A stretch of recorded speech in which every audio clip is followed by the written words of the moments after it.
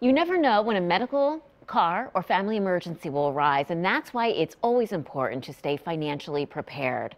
We're getting some financial freedom today with Rachel Mathias of Members First. What are some of these unexpected emergencies that we should plan for? Because after all, they're unexpected. So you fill us in. Absolutely. So I read a statistic the other day that said about 2/3 of Americans would struggle to cover a $1,000 emergency. And that emergency can look like a lot of different things for a lot of different people.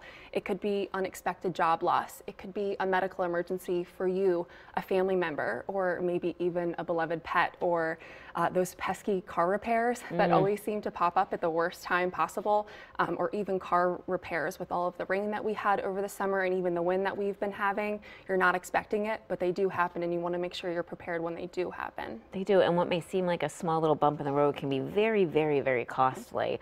And it's really a shame that it's such a struggle then for so many folks living paycheck to paycheck. What is the best way then we can prepare ourselves financially for potential emergencies? Really, just to put it simply, it's to have a plan.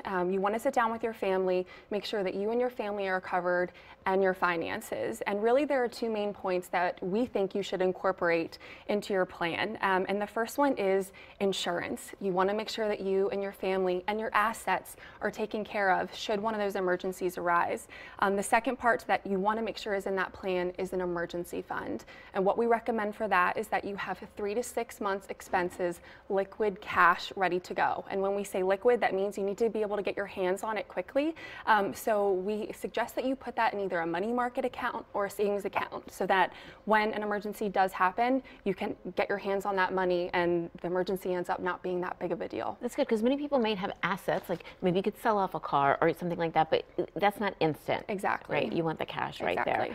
there. So for somebody who hears what you're saying but wonders, well, how do I actually do this? How do I put it into action? What sort of resources are available to help folks plan for this? Sure. So Members First has a lot of resources. If you are in the market for some insurance, or even if you already have insurance but want to make sure that you have adequate coverage, we have a great insurance services team that would love to talk with you. Also, our website, members1st.org, has a library of videos that can help you with your general financial wellness and prepare for these emergencies.